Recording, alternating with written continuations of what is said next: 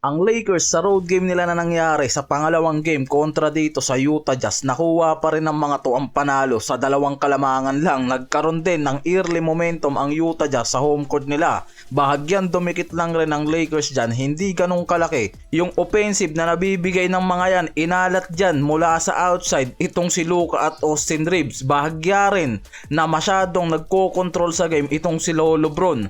Pero after pumasok ang second half, diyan nakakuha ang Lakers ng momentum pagpasok ng third quarter. Nanguna ang Lakers sa score na 84-81. Nakuha nila dyan yung tatlong kalamangan pagtapos ng third. Sa ika-apat na quarter, nagkaroon ng Lakers ng pinakamalaking lead sa laro na to mula sa 13-point lead. Pero bago matapos, nagrally pa ang Utah Jazz at naging 2 points lang ang differential points nila. Isang attempted game winning sana yung mabibigay dyan ng Utah Jazz, pero hindi pumasok. Ang defensive stops at clutch free throw possession ng management sa huling minuto ang naging susi para sa Lakers para magtuloy-tuloy yung momentum nila sa depensa at makuha nila yung dalawang kalamangan sa crucial win na to na nangyari. Si Lauri Markkanen at Keyonte George ang nagdala sa Utah Jazz ng malakas na pag-rally para sa game na to. Nakuha nila sana yung momentum sa early, pero sa huling quarter kinapos yung mga to at sumablay pa yung clutch 3 nito sa dulo. Malaking bagay sana ang momentum na nakuha ng Lakers sa huling quarter. Ibig sabihin na pigilan nila ang Utah Jazz sa isang malaking rebound mula sa interior at mga open shot ng mga to sa labas.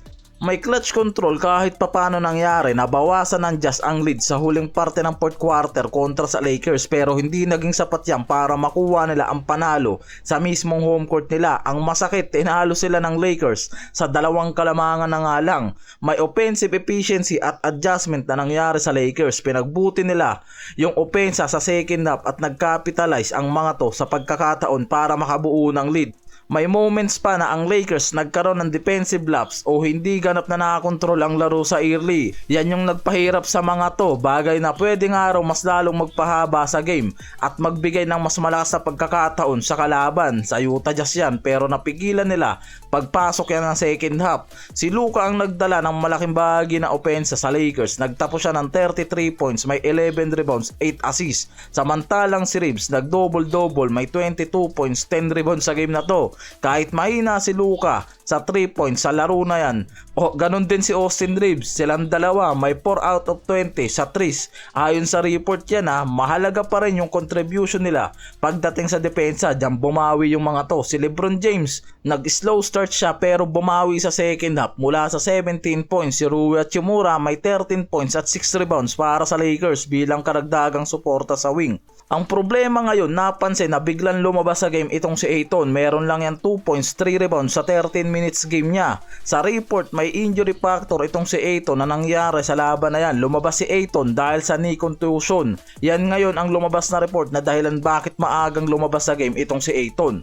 Ang Lakers ngayon nananatiling nasa second seed ng Western. May 8-2 record sila sa road game at 4-2 record sa home court nila.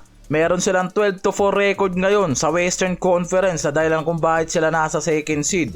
Ang susunod na mga kalaban ng Lakers, ang LA Clippers sa November 26 mga pare ko. Yan yung aabangan natin.